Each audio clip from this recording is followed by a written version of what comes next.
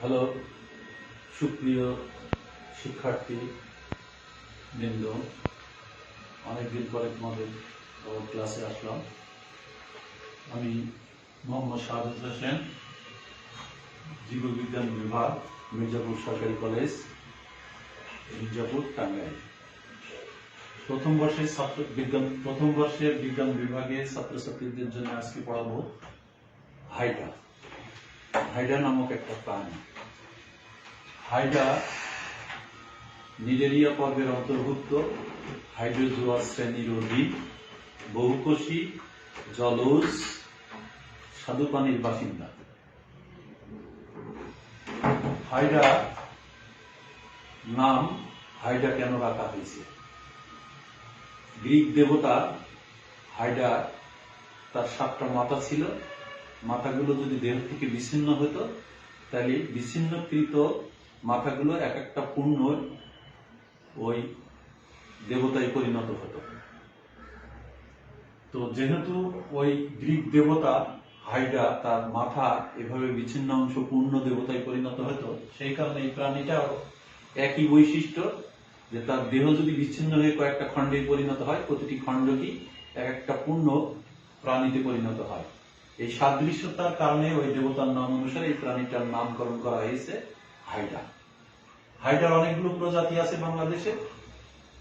এরা যেহেতু স্বাদু পানির বাসিন্দা, অর্থাৎ নদী, খাল, বিল, পুকুর এগুলাতে থাকে। হাইড্রা ভালগারিস এই প্রাণীটা তোমাদের সিলেবাসে আছে। তো প্রথমে হাইড্রার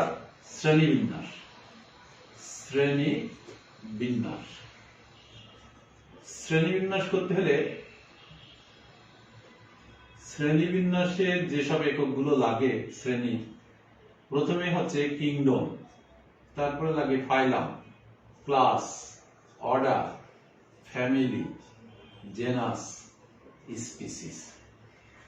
কিংডম হচ্ছে অ্যানিমেলিয়া, ফাইলাম হচ্ছে নিডেরিয়া, ক্লাস হচ্ছে হাইড্রোজোয়া,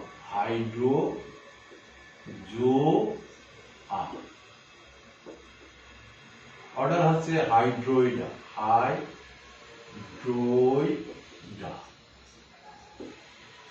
ফ্যামিলি হচ্ছে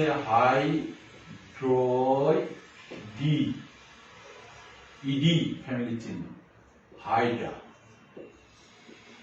জেনাস হচ্ছে হাইড্রা। স্পিসিস হচ্ছে হাইড্রা ভালগারিস।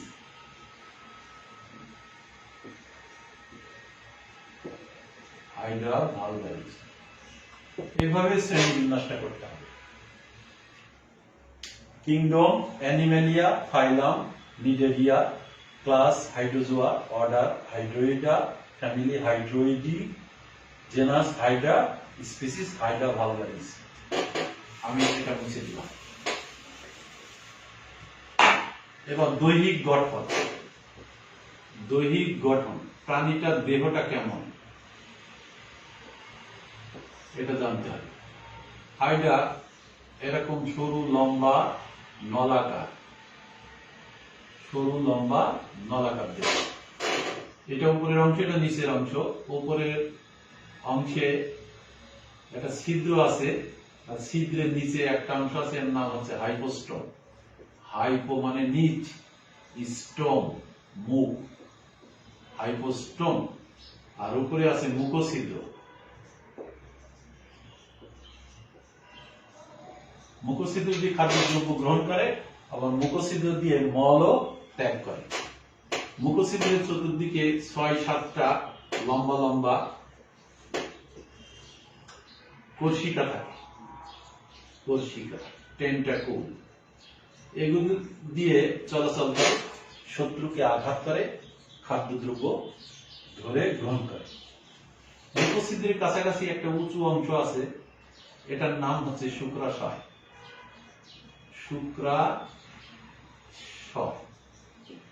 এবং মুখছিদ্রের থেকে একটু দূরে একটা উঁচু অংশ আছে, এর নাম হচ্ছে ডিম্বাশয়। একই দেহে শুক্রাশয়, ডিম্বাশয় দুটোই থাকে, সেই কারণে হাইড্রা উভয় লিঙ্গ বলা হয়। তবে হাইড্রা উভয় লিঙ্গও হয়, এক লিঙ্গও হয়। পুরুষ হাইড্রা যদি হয় তাহলে শুক্রাশয় থাকবে, স্ত্রী হাইড্রা যদি হয় তাহলে ডিম্বাশয় থাকবে। নিচের এই অংশ দিয়ে শক্ত বস্তুর সঙ্গে বা জলজ উদ্ভিদের সঙ্গে আটকিয়ে থাকে, এই অংশের নাম হচ্ছে পাদচাকতি। পাদচাকতি এর এদিকে বর্ধিত একটা অংশ থাকে, একে বলা হয় মুকুল। ওই মুকুলই পরবর্তীতে বর্ধিত হয়ে একটা শিশু হাইড্রার জন্ম দিতে পারে। তো হাইড্রা জলজ বহুকোষী প্রাণী, লম্বা নলাকার দেহ, এর অগ্রভাগে মুখছিদ্র থাকে, মুখছিদ্রের চতুর্দিকে থাকে আন্দোলনক্ষম 6 থেকে 7টা কোষিকা, কোষিকা দিয়ে খাদ্য ধরে, চলাচল করে, শত্রুকে আঘাত করে। মুখছিদ্রের নিচে থাকে হাইপোস্টম। শব্দটা হাইপো মানে নিচ, স্টম মানে মুখ, মুখের নিচের অংশকে বলা হয় হাইপোস্টম। মুখছিদ্রের কাছাকাছি অংশকে বলা হয় শুক্রাশয়। একটু দূরের অংশ যেটা পাদচাকতির কাছে অবস্থান করতেছে সেটাকে বলা হয় ডিম্বাশয়। এর উল্টা দিকে আরেকটা অংশ আছে বর্ধিত অংশ, এটাকে বলা হয় মুকুল। শুক্রাশয়, ডিম্বাশয়, মুকুল এই অংশগুলো ইন্টারস্টিশিয়াল নামক একটা বিশেষ কোষ আছে, গুরুত্বপূর্ণ কোষ, সেই কোষগুলো দ্বারাই এটা গঠিত হয়। তো পাদচাকতি শক্ত বস্তুর সঙ্গে আটকে রাখতে সাহায্য করে। এখন এটা যদি একটা শসার মতো দেহ হয়, ধরে নিই শসার মতো, তো শসাটা যদি লম্বা লম্বা চিরি তাহলে দেখা যায় যে এর ভিতরে এরকম কোষগুলো থাকে। এই একই স্তরে কোষ, আবার ভিতরে আর এক স্তরে কোষ আছে, অর্থাৎ দেখা যায় যে 2 স্তরে কোষ আছে, 2 স্তরে কোষ, এদিকেও 2টা স্তরে কোষ থাকে, এক স্তর, এই 2 স্তর, 2 স্তরে কোষ আছে। এর বরাবর 2 স্তরে কোষ, এদিকেও 2 স্তরে কোষ, এদিকেও 2 স্তরে কোষ। দেখা যায় যে 2 স্তর কোষের মাঝে একটা ফাঁকা লম্বা নলাকার একটা অংশ আছে, এই নলের মতো, একে বলা হয় সিলেন্টেরন। সিলেন্টেরন, এন্টেরন মানে অন্ত, অন্ত মানে এই অংশ দিয়ে এখানে যখন খাদ্যদ্রব্য আসে তখন সেটা গ্রহণ করার পরে এখানে পরিপাকে সহায়তা করে থাকে, এর এই অন্ত দিয়ে সিলেন্টেরন। এবং এখানে যে 2 স্তরে কোষ আছে, দেখা যাচ্ছে যে এটা বাহিরে বহিতক, বহিতক ইংরেজি হচ্ছে একটোডার্ম, একটোডার্ম, আর ভিতরের অংশটাকে বলা হয় এন্ডোডার্ম, এন্ডোডার্ম। তবে এটা ভ্রূণীয় অবস্থায় এই কোষগুলো থাকবে, একটোডার্ম, এন্ডোডার্ম। তাহলে দেখা যাচ্ছে এটা হাইড্রার আভ্যন্তরীণ কথাবার্তা, আভ্যন্তরীণ ভাবে, অর্থাৎ ভিতরে একটা লম্বা নলাকার নল থাকে যেটা মুখছিদ্র থেকে নিয়ে পাদচাকতি পর্যন্ত, এই লম্বা নল হচ্ছে সিলেন্টেরন, এখানে খাদ্য গ্রহণের পরে থাকে এবং খাদ্যকে পরিপাকে সহায়তা করে থাকে। এবং কোষ যে বললাম 2টা স্তরে থাকে, এগুলো বাহিরে থাকে বহি স্তরের কোষ, আর এটা ভিতরে থাকে অন্ততক, অন্ততক বহিতক, ইংরেজি হচ্ছে একটোডার্ম, এন্ডোডার্ম। তবে এটা পূর্ণ হাইড্রা, এটা পূর্ণ হাইড্রাই থাকে না, এটা হচ্ছে গিয়ে ভ্রূণীয় অবস্থায় থাকবে, একটোডার্ম, এন্ডোডার্ম।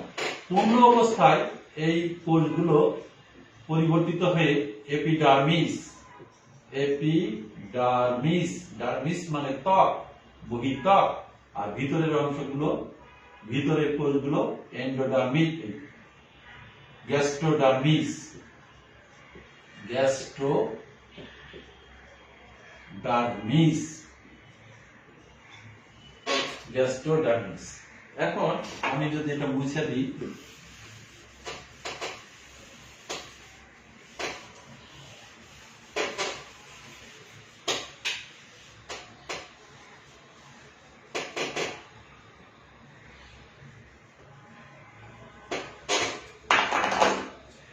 তাহলে এইটারই যদি আমি ছবি করি, যদি এটা যদি প্রস্থভাবে যদি কাটি, প্রস্থভাবে যদি কাটা হয় তাহলে এইভাবে বৃত্ত মতো আসবে, এতে ভিতরে এক স্তরে কোষ আছে,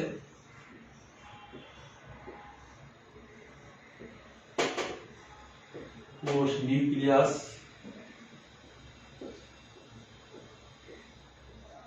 এবং ভিতরে আর একটা স্থায়ী কোষ থাকে। যেহেতু বলেছি যে দুইটা স্থায়ী কোষ থাকবে, একটা ভ্রূণীয় অবস্থায় আর একটা পূর্ণাঙ্গ অবস্থায়। এইটা হচ্ছে ভ্রূণীয় অবস্থা। এই ভ্রূণীয় অবস্থায় দুই স্থায়ী কোষ আছে। এটা কি বলা হয়?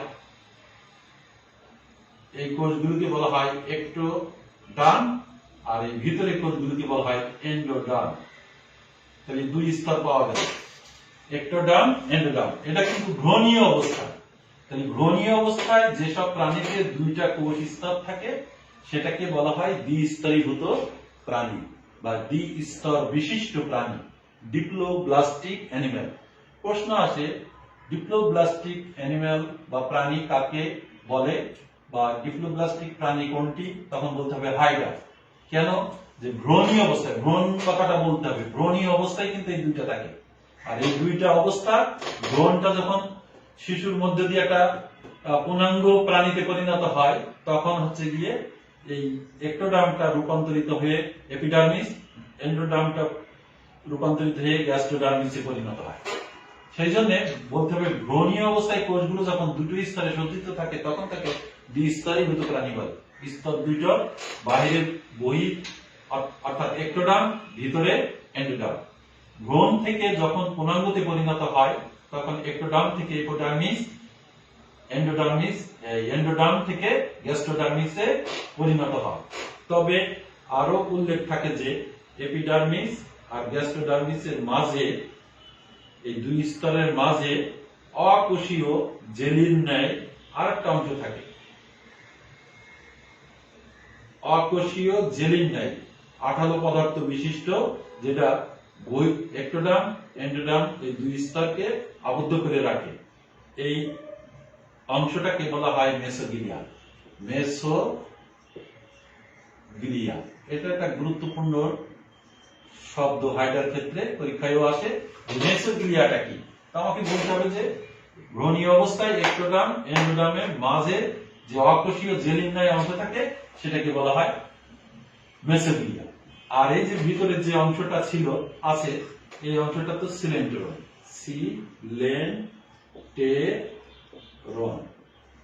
সিলেন্টেরন।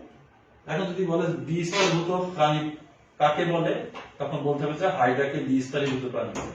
আমি আবার বলছি, কেন বলে? যে ভ্রূণীয় অবস্থায় কোষগুলো যখন বাহিরে এক্টোডার্ম, ভিতরে এন্ডোডার্ম এই দুই স্তরে কোষ থাকে তখন তাকে দ্বিস্তরীভূত প্রাণী বলে। ভ্রূণীয় অবস্থার থেকে পরিবর্তিত হয়ে যখন পূর্ণাঙ্গতে পরিণত হয় তখন এক্টোডার্মটা পরিবর্তিত হয়ে এপিডার্মিসে পরিণত হয়, ভিতরে এন্ডোডার্ম থেকে পরিবর্তিত হয়ে গ্যাস্ট্রোডার্মিসে পরিণত হয়। এপিডার্মিস, গ্যাস্ট্রোডার্মিসের উভয় স্তরের মাঝে অকোষীয় জেলির ন্যায় মেসোগ্লিয়া থাকে। ইহা দুই স্তরে কোষগুলোকে আবদ্ধ করে রাখে। ভিতরে থাকে সিলেন্টেরন। এই ছবিটা হচ্ছে যে টিএস অফ হাইড্রা। টিএস মানে কি? ট্রান্সভার্স সেকশন, অর্থাৎ প্রস্থচ্ছেদ বা অনুপ্রস্থচ্ছেদ হাইড্রা। এরপরে আমরা দেখতে পাই এপিডার্মিসে কোষগুলো, যেহেতু হাইড্রা বহুকোষী সেই জন্য এপিডার্মিসে 7 প্রকারের কোষ থাকে আর গ্যাস্ট্রোডার্মিসে 6 প্রকারের কোষ থাকে। বোঝা যাচ্ছে যে 13 প্রকারের কোষ থাকে। সেই জন্য আমরা বলি যে হাইড্রা বহুকোষী প্রাণী। এখন হাইড্রা যদি ছবি করি আমরা বহু কোষ দিয়ে, তাহলে এপিডার্মিসে 7 রকমের কোষের ছবি করতে হবে। এই একরকম হলো, একই রকমের হলো, তবে এই কোষগুলোর মাঝে গোল গোল আরো এক প্রকার কোষ আছে। তাহলে এই এক প্রকারের কোষ, এই এক প্রকারের কোষ, এই 2 প্রকার হলো। এরপরে এখানে একটা ফ্লাক্সের মতো কোষ থাকে,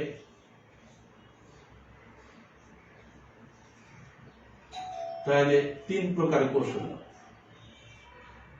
3 প্রকারের কোষ হলো। এই এক প্রকারের 4 প্রকারের কোষ হলো।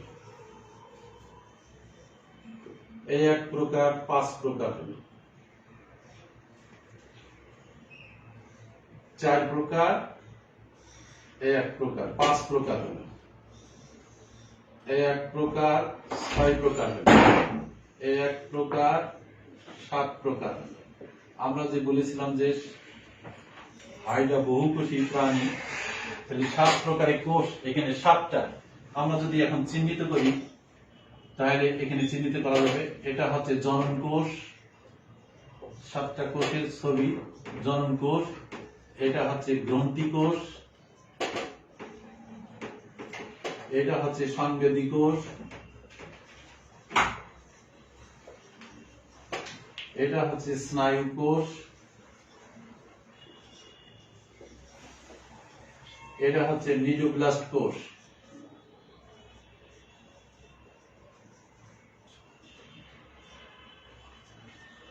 এটা হচ্ছে ইন্টারস্টিশিয়াল কোষ, ইন্টারস্টিশিয়াল কোষ, এটা হচ্ছে পেশি আবরণী কোষ, পেশি আবরণী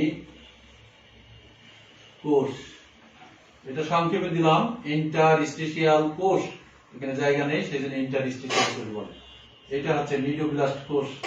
তাহলে কোষ হলো 1 2 3 4 5 6 7, এই 7টা কোষ এপিডার্মিসে আছে। এখন গ্যাস্ট্রোডার্মিসে আমি বলেছি 6 প্রকারের কোষ আছে। তো দেখা যাক 6 প্রকারে। গ্যাস্ট্রোডার্মিস মানে ভিতরের অংশে, এই এক প্রকারের কোষ, এই এক প্রকারের কোষ, এই এক প্রকারের কোষ। এই মাথাগুলো দেখেই বোঝা যায় যে এটা কয় প্রকার হলো। এইটা একটা, এর মাথায় কোনো কিছু নেই, এটা মাথায় একটা খাজ আছে, এর মাথায় একটা ফ্লাজেলা আছে। তাহলে 3 প্রকারের কোষ হলো এখানে।